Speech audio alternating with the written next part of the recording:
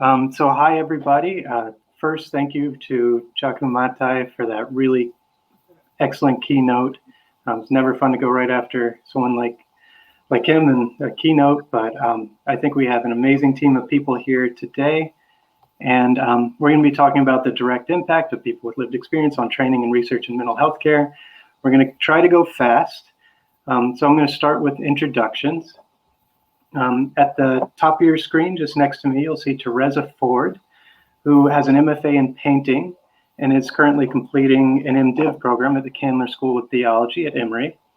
So she's one of the local people at this conference in Atlanta, which, you know, it's a little different this year. But Cindy Marty Hadge is lead trainer at the Western Mass Recovery Learning Center, Recovery Learning Community, Hearing Voices USA, and intentional peer support trainer.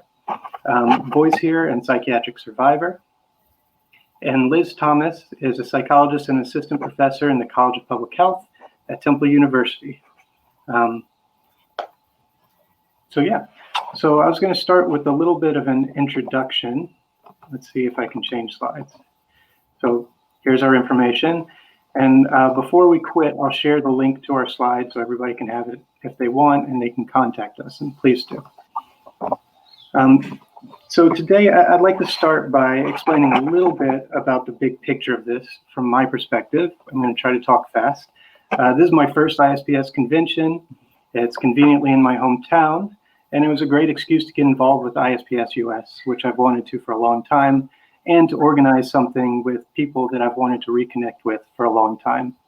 As with any good panel, this panel has become the topic has become the panel's, not mine anymore, which I'm happy to say. Personally, the work that led me to this topic is heavily indebted to Terresa and the Georgia Mental Health Consumer Network, and also really my first time using research for things I personally care about. So beyond this next hour's conversation, I want to keep this ball rolling into promoting community organizing and funding. I hope that our panel, the discussion afterwards, and our ongoing discussion with emailing us or whatever will push us to bigger things.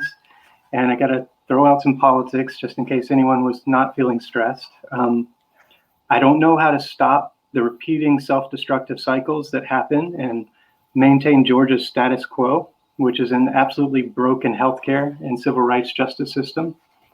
But I do think that this that we're doing right now is a very small part of it. However, it's worth noting that recent budget cuts during the recession promised 11% cuts across the board for everything in the state. And maybe not surprisingly, they also promised 70% cuts to the Georgia Mental Health Consumer Network, which trains and supports peer support specialists in the state. They wrangled and advocated and got it down to 24%. But remember, the promise was 11% across the board. And the biggest cuts, 24%, go to peer support, training, outreach. So we all need to advocate, and I encourage you to go to gmhcn.org. It's going to be on the slides, and I'll get off my soapbox. So back to the main themes. Our topic is the value and necessity of CSX, which is a term I'm going to use. I'll go ahead and go to the terms and apologize for them. CSX is Consumer Survivor X Patient. It's a very convenient way to come up with a name for that general idea, person with lived experience. So our topic is the value and necessity of CSX and other stakeholder participatory research and CSX perspectives in healthcare education. I think we'll see that inclusion of these processes is not only important, but necessary. So broadly, we aim to identify the purpose, the impact, the experience, and advice for including people who attest or endorse having a CSX perspective in research and training efforts. So let's move on to panel question number 1. And involving language, I will say the word psychosis. I might say the word SMI. I'll definitely say CSX. We're just going to acknowledge that those are far from perfect and have a lot of stigma attached to them. And I hope you'll forgive me and criticize me in the chat if you want. Criticize us, that's fine. That's an important conversation. So this first question I'm going to read out just so everybody can see it. So for the panelists, how in your life have you been subject to or guilty of biases and stigma related to mental health? And then what has prompted you to recognize and question those perceptions? So Terresa, would you mind chiming in on that one? Sure. Well, I've got a lot of labels. I've been given several diagnoses, and in those instances, I was told that I would never work again, that I shouldn't be raising my son because of these labels, and basically that I would not be able to contribute to society in any meaningful way. So that's been the biggest source of bias and discrimination that I've experienced. And what changed was a trip to a peer center where I saw people with the same labels living their lives out loud and thriving. They were running the center and participating in the center and just doing extraordinary things despite the labels and despite the diagnosis. So that's been my experience. Thank you, Terresa.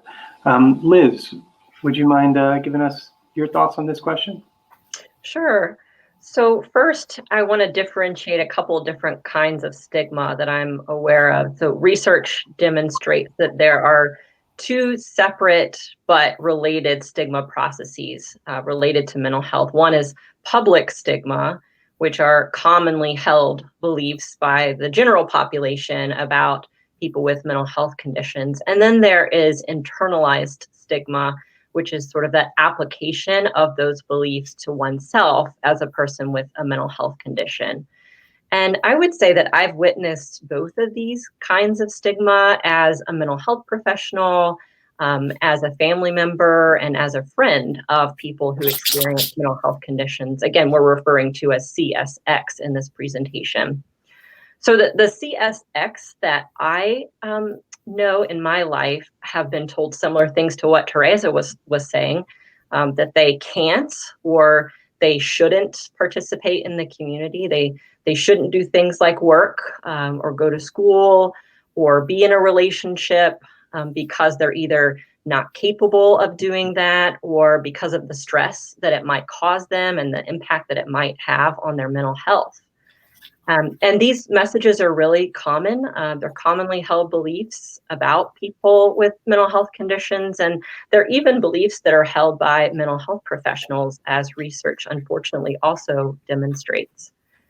So it becomes really hard then for CSX to feel empowered and to have the self-confidence that they need to pursue their community participation interests. And many people end up accepting the messages that they've heard, including people that I know personally. So I think that I really became aware of these beliefs and even ones that I held myself as I began to learn more about the recovery movement in graduate school and beyond. And I was really fortunate as a graduate student to have the opportunity to work with several peer specialists on a treatment team who really could exemplify recovery in action and could break down some of those stereotypes that people have about people with mental health conditions. And I saw how they came alongside other CSX and helped them to really reject the messages that they had been told about themselves and to participate in the communities of their choosing, which helped them to move forward in their own recovery. And this really has had a long-lasting impact on my career. It's inspired a line of research on the impact of peer support services on outcomes such as stigma reduction, decision-making and self-determination, and community participation. So I've been very grateful for the emphasis that peers have had in my own life and my career. And I'll be certainly happy to talk about that more later.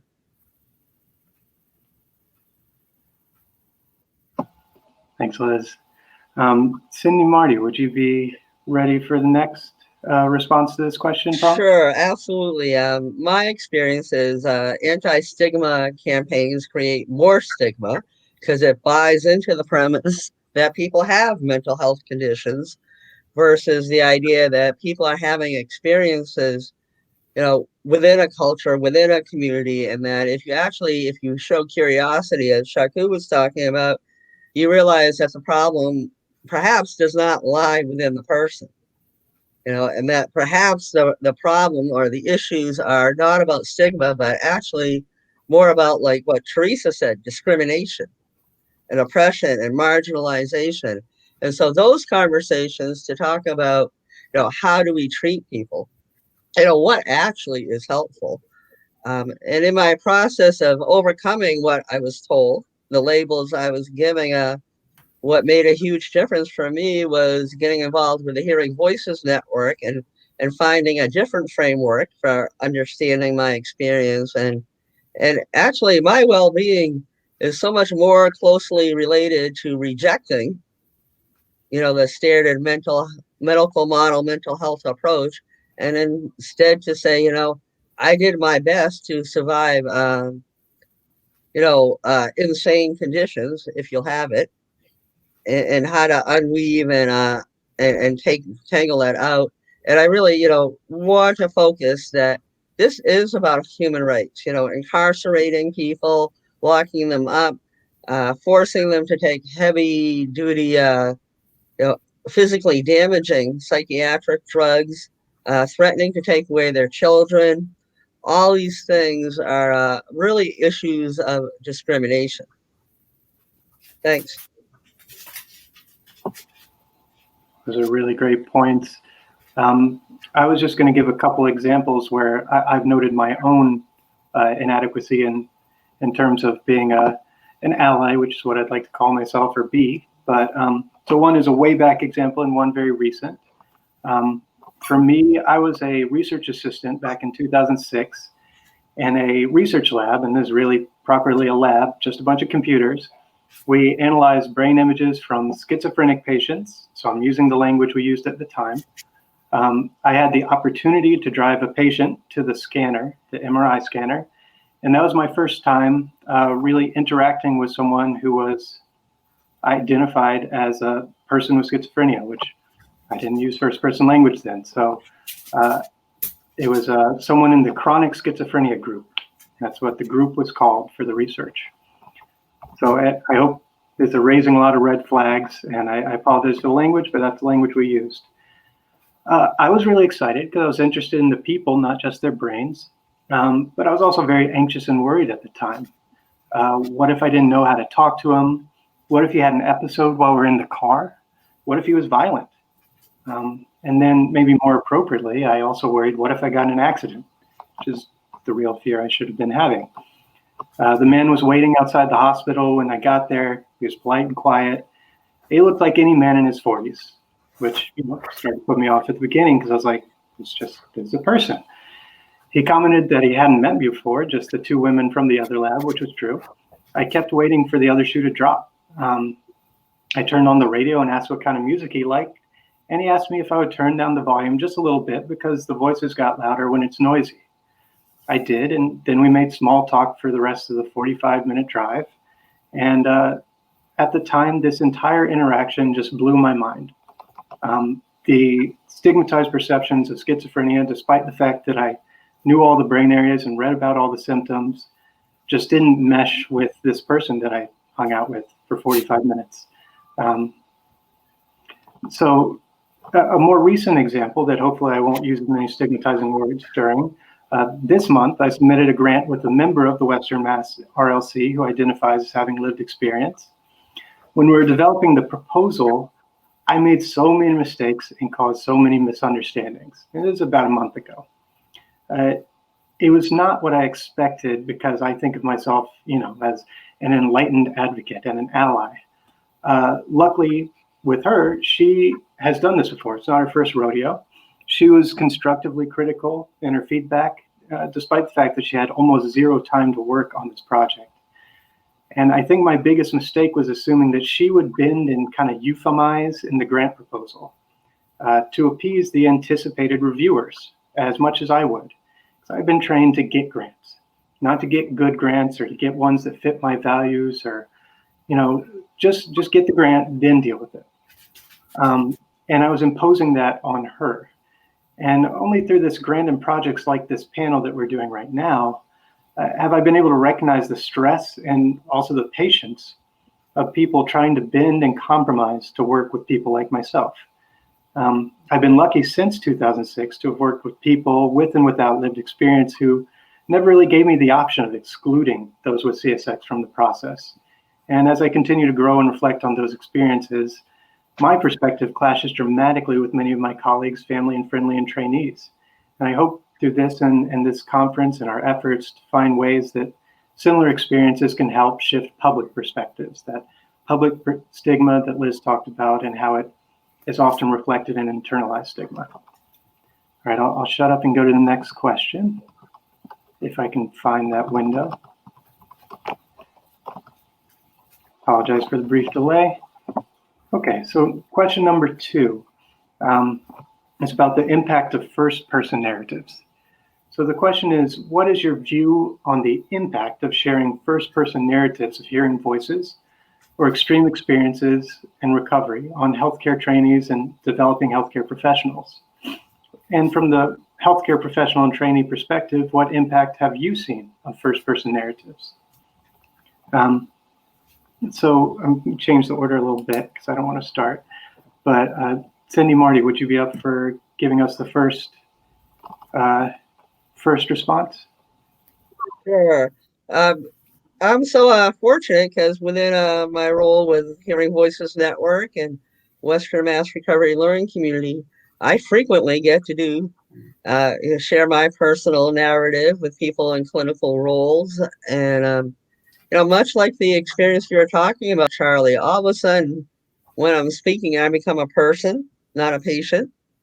And they begin to realize I have a whole life. And maybe they have seen me in some of the worst moments of my life, but those worst moments do not define my whole life. It's been really cool. I can remember I used to have a Department of Mental Health Services in Massachusetts, and we did a training, and somebody came up to me who worked for the Department of Mental Health and said, "Oh, it's like you're a different person." And I said, "No, I was always in here.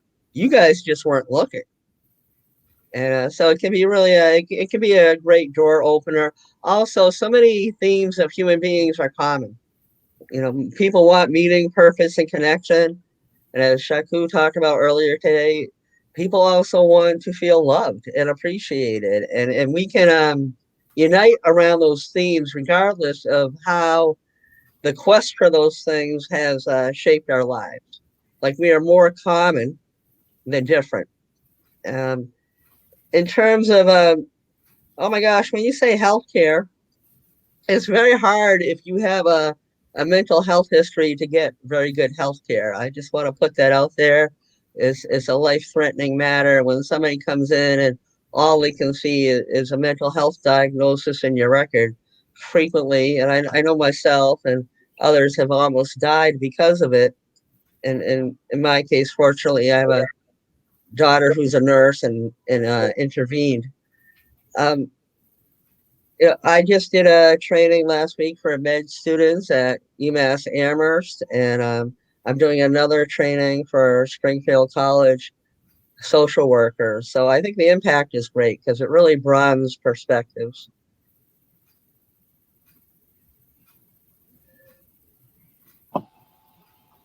Awesome.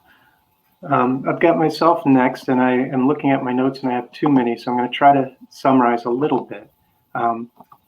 But I previously spoke of a couple personal experiences I've had, and it's worth noting that I trained as a hearing voices facilitator with Cindy Marty and Caroline Mazel-Carlton and a few other people, and that was one of my most important and seminal experiences. And that's really where not only the first person narrative, but me becoming a student and having to shut up. I learned the WAIT acronym which I enforce on all my students now. Why am I talking? It's extremely useful. And I also just, I don't know, it changed a lot, and I don't know how to summarize it. Maybe I will one day. So since then, I've been lucky to meet some people here in Georgia who are involved with this, the Respect Institute. So I might call it RI later, but it's the Respect Institute.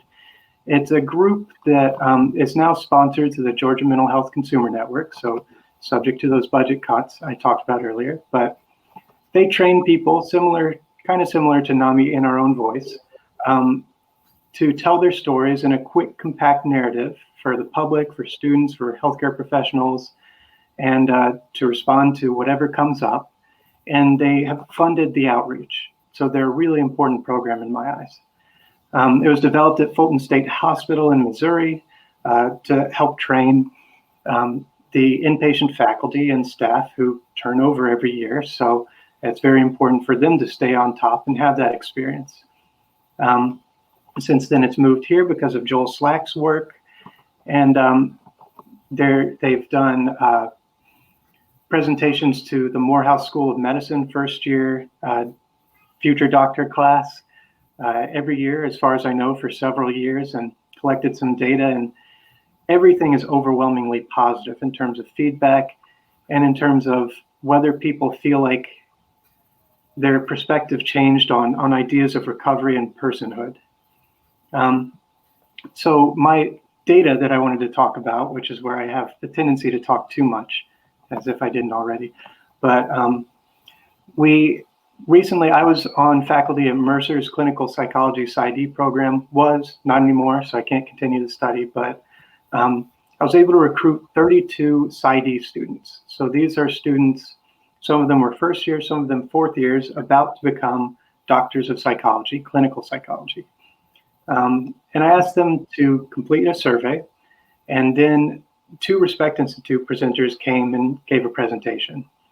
It ended up happening during COVID, so it was actually on Zoom, much like this. And I think it worked very well. So after they had that experience, they filled out another survey with some similar measures. There are a lot of notes I have and a lot of research limitations, et cetera, but I think the results are interesting and useful. So the most interesting results came from the one question where I asked people, are there any questions, comments, or concerns you have, or constructive feedback about this presentation from the Respect Institute? And would you suggest that we need to keep doing this for your colleagues that are PsyD students and other colleagues in this program, which has a lot of health professions? 100% of the comments clearly were positive and supported the mission and goals of the Respect Institute. So there were no naysayers. Everybody was positive. And here I'm just guessing from the things people said and being as succinct as possible, but 50% clearly indicated they support incorporating Respect Institute for training for all future psychologists. This type of thing should be something that all psychologists have to do as part of their training. And 716 really were extremely enthusiastic and wrote a lot and said they were inspired. There were several people who used words like inspired or I want more. And a few people were actually talking about how to go forward with it. They suggested, for example, that our program needed coursework specifically on complex trauma and persistent mental illness, is what the comment said, which is the diagnostic way to talk about what the 2 presenters described. And the students realized that they don't know as much about that perspective, which is something psychologists should obviously know about. They also completed a bunch of psychometric questionnaires, and it's a small sample, but there's some really interesting results. Overall questionnaires about stigma, knowledge about recovery, every one of them, scores improved just a little bit. People endorsed fewer stigmatized items and more items saying things like people who have a psychotic diagnosis can recover. One questionnaire surprised me. It's just 5 items. And it's just knowledge. So for example, for one item, the question asks, true, false, people with psychosis are fundamentally different from other people. So before Respect Institute, 17% of participants said this is true. People with psychosis are fundamentally different from other people. Afterwards, only 6% said true to that. I'm still worried about that 6%, but so it is. Then for another item, true, false, people with psychosis are more likely to be the victims of violence than perpetrators. At the beginning, before Respect Institute, 17% said that that's false. People with psychosis are not more likely to be victims, than perpetrators. After Respect Institute, we had the correct number, which was 0% responded false. So, and those were significant effects. I honestly haven't finished analyzing all the data, but there are a few other things that were particularly interesting, and I'm particularly involved in kind of the workforce in this area. One was that there's a significant change in what people said about their career plans. 6 out of 18 participants at the beginning said they were relatively unlikely to work with people who come with a psychotic diagnosis in their career. And those people, all after the Respect Institute, said they were slightly more likely to pursue that type of work and training in their career. So this may have had an impact not only on how people see the people that they're going to work with, but also on what they want to do and whether they're comfortable with this. And replicating past results, people thought it was very effective in combating stigma, said their knowledge of recovery was drastically improved, and that we need to implement this type of thing in training programs so that psychologists can be informed and competent. Okay, I went over my time. I'll make that my longest one. Liz, would you mind sharing your response? Sure. And I just want to say, Charlie, that's really exciting work. And I'm really glad that you all conducted that study. And I'm looking forward to hearing more about the results. So in terms of question A, I think that while mental health training or traditional mental health training tends to focus mostly on the problems associated with mental health conditions, these first-person narratives can be very powerful illustrators of hope and of strength and, like Cindy Marty was talking about, of quote-unquote normalcy, as people really discover that we're really not all that different from each other as we might think we are. And I think it's extremely important, as Charlie's pointing out, that healthcare trainees and developing professionals have access to these non-traditional educational experiences like exposure to first-person narratives, so that they can have well-rounded and an accurate picture of the experiences and capabilities of CSX. And this, in turn, I think really will help them prepare to be better healthcare providers. I want to bring up this notion of what's called the Pygmalion effect. And it originated out of the education literature and is borne out in findings that teachers' expectations and perceptions of their students can actually predict their students' educational outcomes.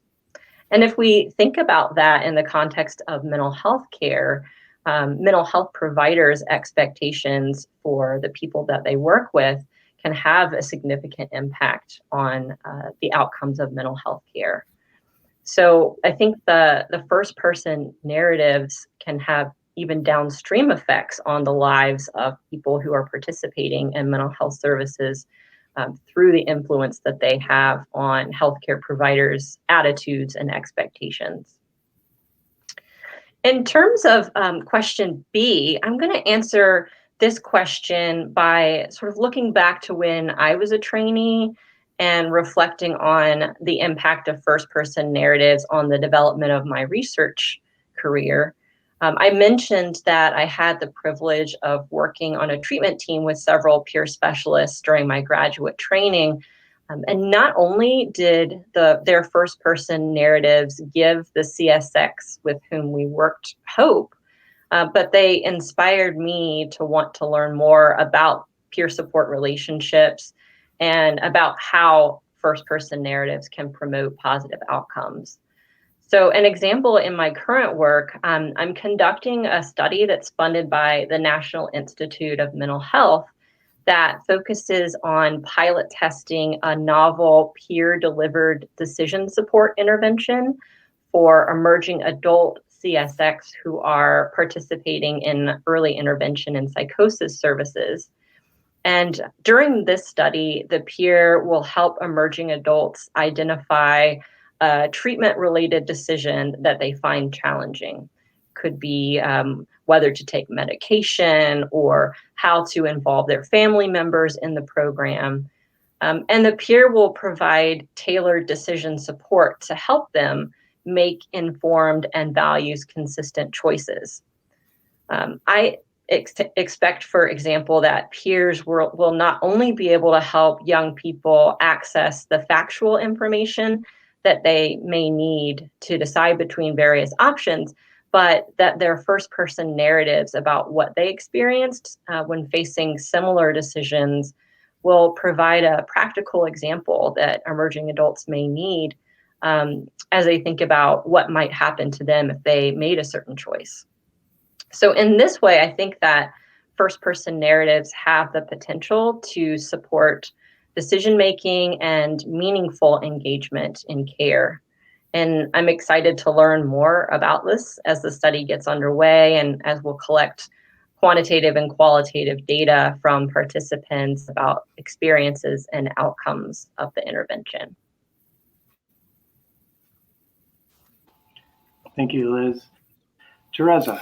Well, now that I'm in school again, I have fewer opportunities to give first-person accounts of my lived experience. But prior to seminary, I think I affected healthcare providers in two ways. First, I worked on an assertive community treatment team as a peer specialist. And in that context, I found people were always surprised when they found out I had a diagnosis and that I had a label. And the surprise was, was good and bad. On the one hand, it was kind of offensive because what were they assuming, about people who have these kinds of labels? But then on the other hand, it was good because it broadened their perspective and kind of showed them that people are people. And the second way that I was able to affect healthcare workers was through the Respect Institute, by going through the Respect Institute and just telling my story. And again, it was the same kind of a response, like, oh, that kind of thing. And so it was both, like I said, offensive and also an aha moment for them.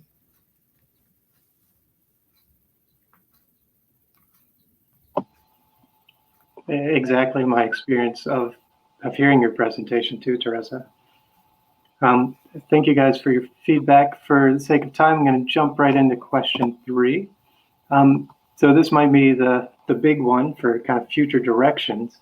What has been your experience of participating in research and program development as an identified CXX person or as a non-CSX person working alongside or under supervision of CSX people?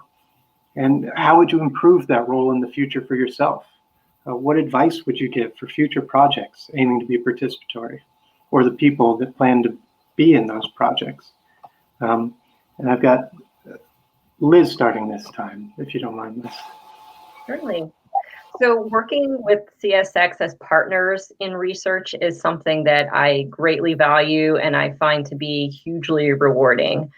I want to give an example from a project that I'm working on in collaboration with my colleagues, Mark Salzer from Temple University, Nev Jones from the University of South Florida, and David Schern from the National Association for State Mental Health Program Directors, or NASHPD. This is a NIDLR-funded study. So NIDLR is the National Institute on Disability, Independent Living, and Rehabilitation Research. And I have to say, it's really one of the most exciting projects that I have worked on in quite some time. The project aims to better understand what early intervention and psychosis programs do or could do to promote community participation among emerging adult program participants. We know that these programs focus on employment and education, at least to some extent, through their provision of supported employment and education services. But we want to really know about what other things these programs do to promote community participation in a broad range of areas, intimate relationships, spirituality, recreation, lots of different things. And what I think really makes this project exciting is that we've worked with a national group of stakeholders, which include emerging adult participants of early intervention programs, their family members, and experts by profession. So they include administrators, researchers, clinicians, and others. And we're working together to develop a list of criteria on which we can evaluate early intervention programs. I really view this stakeholder engagement piece as critical to this project's success and real-world applicability. And we use this online co-creation platform called CoDigital, where individuals can anonymously contribute their ideas. The group can vote to edit others' ideas, and the group can rank order ideas in terms of their perceived importance. So in this way, CoDigital is really facilitating our use of what's called a Delphi process. It's a useful method to generate ideas and consensus regarding an issue among a multi-stakeholder group. So we've asked the group the question, what do early intervention programs do, or what could they do to promote community participation?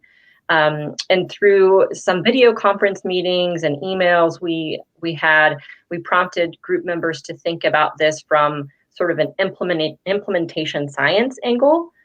We wanted to know not only what services and supports programs can offer, but how they account for things like environmental factors, transportation barriers, for example, what organizational policies they might have in place to support community participation, how staff should be trained. And through this CoDigital process, we were able to generate 186 different ideas, which was quite a task to reduce down, but we ended up reducing it down to 44 items. And then the group rated the items in terms of importance and feasibility for early intervention programs to implement. So we're planning to use these ideas to develop a national survey of early intervention programs. And we expect that this project is going to lead to actionable insights that we can disseminate back to programs. And it will support future grant proposals and research studies in the area. And I think it really wouldn't be nearly as impactful if CSX perspectives didn't inform that process. So they're critical, been critical to this project's success. So as I think about this project, I think one of the biggest challenges for me in working with this multi-stakeholder group was creating an environment where everyone could contribute and feel heard. Diversity is a wonderful thing, but it can be challenging for individuals within a group to be on the same page when their experiences and expertise and interests are all very different. So some of the feedback that I received from CSX and family members who were participating in the study was that they didn't always understand the language that experts by profession were using, including myself. So it made it difficult for them to generate items in CoDigital. And that also had me concerned because I thought if they weren't understanding experts by profession's language, perhaps we weren't in turn understanding theirs. So as I think about the future and advice for future projects, I'd say that these collaborations take time and patience, and that it's absolutely critical to make group relationship building and cohesion part of the work. Some of the things that could be done, maybe having explicit conversations at the beginning about language, prior to really diving into the meat of the project, checking in periodically about members' experiences in the group, and asking members to pause the group process if someone doesn't understand the language that someone's using. Those are just a few thoughts for things that could be done. That's awesome. Thank you. Terresa. Well, aside from the work that I did with you, Charlie, most of my experiences with people with lived experience. And what I have found is that their stories are essential in every environment, because they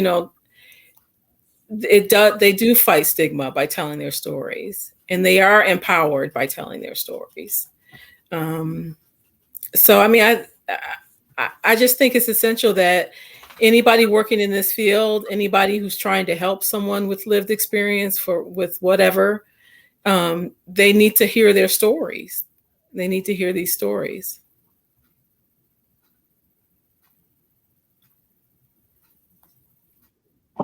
It does look like we're having some technical errors, and I hope there's still people with us, but I think we're being recorded, and we have 3 minutes. So, Cindy, Marty, what were you thinking for this problem? All right, so I was involved in a participatory research project funded by the Foundation for Excellence in Mental Health. Voice hearers were involved with the whole development and implementation of it. And I think, oh my gosh, if you can't ask somebody what's important to them and what their goals are, don't expect a lot of a success with what you're studying. Because, if you tell me the goal is for me to have a job and talking fast food, sorry, I'm not seeing that as recovery. So even how the research is framed, whose needs are we trying to address? The need for social control. I can remember people telling me, "Oh, you're doing wonderful," and I'm like, I don't get off my sofa. I smoke cigarettes and watch TV all day. And my outreach worker was, you're not ending up in the hospital, so you're doing great. And I'm like, no, this is not the life that I want. And so, even in developing a research project, centering it, as Shaku would say, centering it with the people who you're allegedly supposed to be helping or serving is critically important. And since we only have 3 minutes, I'm trying to think of a word to call people who don't have lived experience that has 3 initials in it, by the way.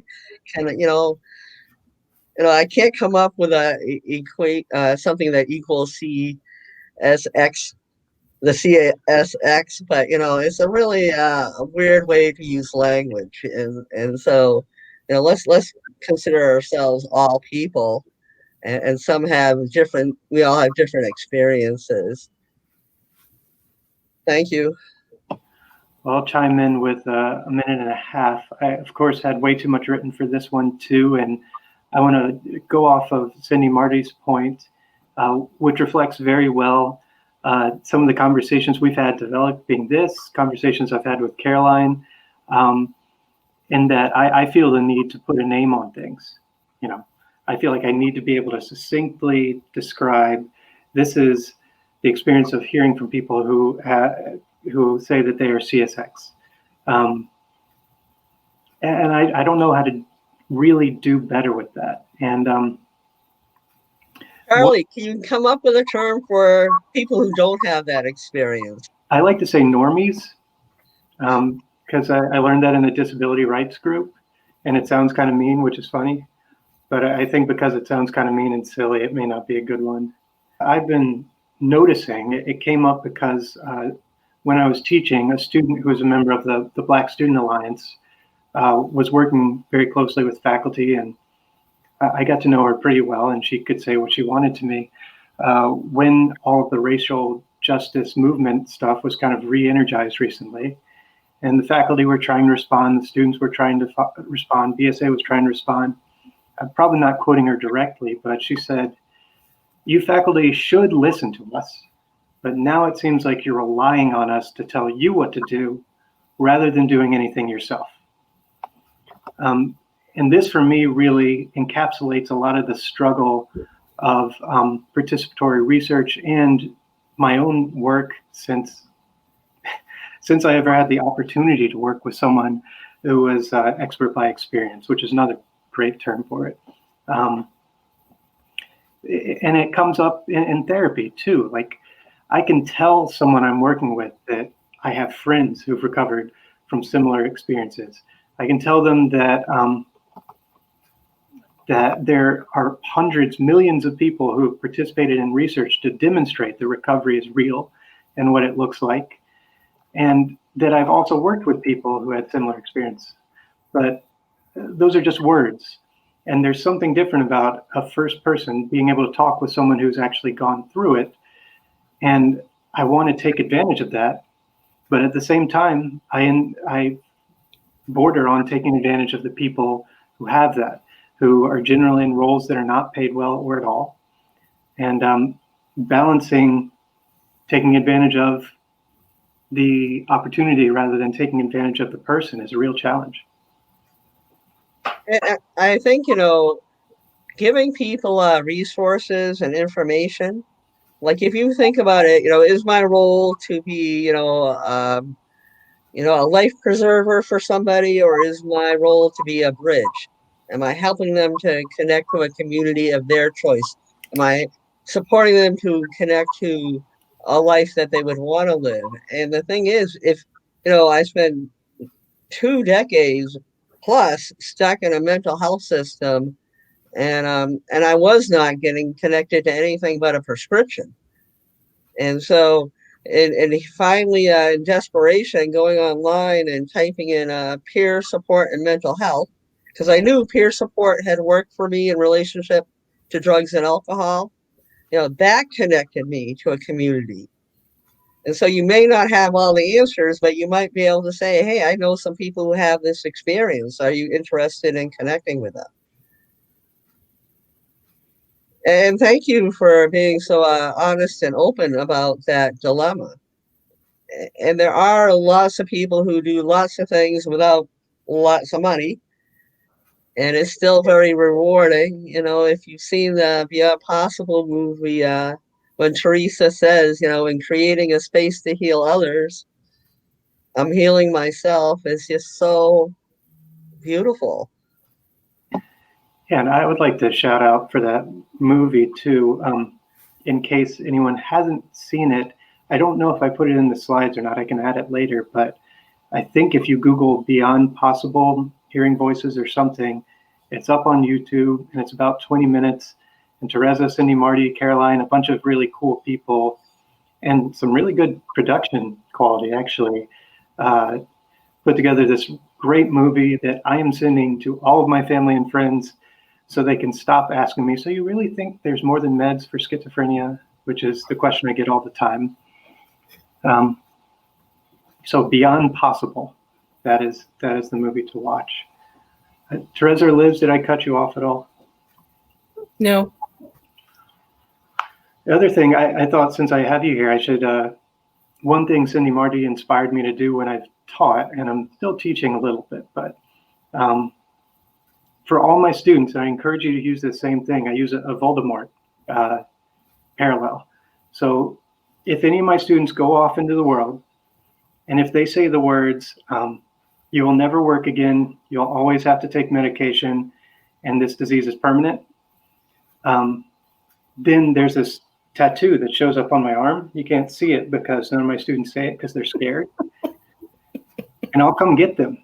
I might even call Cindy Marty and make her come get them too. And we may seem nice, but we're not. I tell them I'll yell at them and take away their license, which I'd at least yell at them. But those words, I think, need to be acknowledged, that people hear that every day still.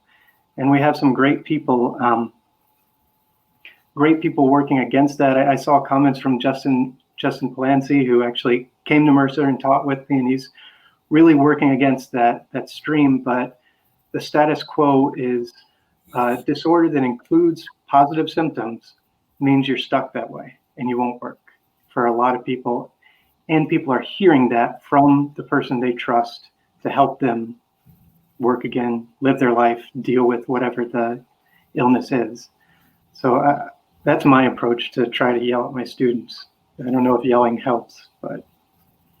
Well, if you go into the profession to help people and you realize what you're doing is not only not helping them, but dooming them, maybe you change their perspective, and it really is common sense. If you tell somebody there is no hope, why expect them to have hope or to work to change? No. I was going to ask, maybe because of the nature of your lab, the advertisement for people who come to work with you already picks out people who are kind of with it, but how do you approach supervising and working with RAs to kind of help them have an open mind and not be iatrogenic, best word ever, not harming people, trying to treat them? Well, I think really the best lesson is through these first person narratives. So it's not necessarily me saying this is how it is. It's actually them meeting with the people that we engage in research with and experiencing it for themselves. So I have to do very little of the work in that process, I think, and I wouldn't be nearly as effective as the people that have the experience and can share with research assistants and others about what it's really like. Yeah, I guess that brings up another way we could ask a question. Cindy, Marty, and Terresa, you've both done presentations and trainings where people had to challenge their perspective because of your existence. What have you heard back from people who are, planning to go into a helping field and didn't know that they might have been hurting instead? Well, mostly what I've heard is a deep sense of remorse, and a genuine surprise, and then a curiosity, which is really what you want. You want them to be curious and to ask questions and not make assumptions.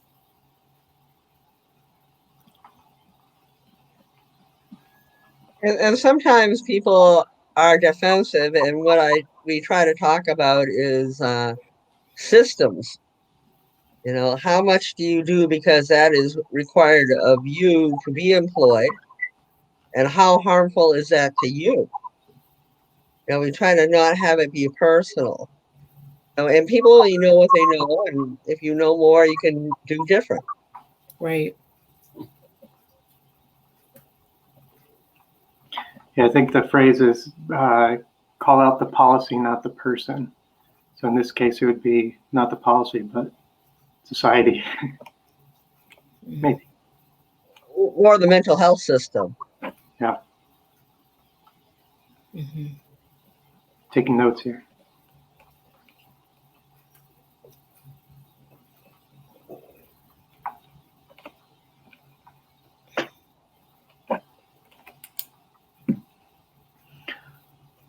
Okay, I think in the absence of questions, is there anything anybody wanted to add? Just any closing under 5-minute notes?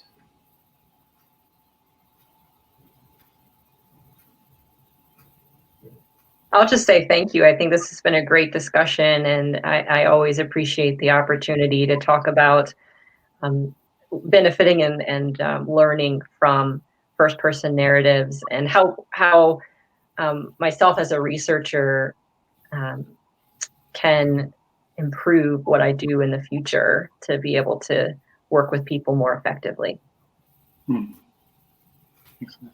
Yeah, this has been great, Charlie. I'm glad that you were able to put it together. Thanks.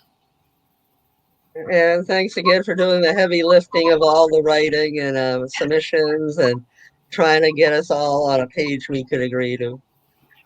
Well, I wanted to say thank you, and it's certainly worth it. I mean, I wouldn't do the heavy lifting if it didn't give me the opportunity to be in a room with you guys, and that has changed my career. And I know, Liz, you've had similar experiences, and I hope that we can continue working together, like I said, to keep the ball rolling in whatever way it can. And I did want to shout out to Liz. Liz is a little bit my research hero. We came up in the same year in grad school, and she is really getting funding and has a really great position to do good work, which is hard to do. That's a really big accomplishment. So check out Dr. Thomas at Temple, and check out the Beyond Possible video, where you'll get to see Terresa and Cindy Marty, and support your local organizations, peer respites, consumer networks. Do you guys have any other things that are important for people to be looking into to be part of the change? Oh, absolutely. If people are interested in other perspectives around hearing voices and how to frame or understand those experiences, the Hearing Voices Network USA, you can, just search for that. And if you want trainings or you want to hear firsthand person narratives, reach out. Mhm.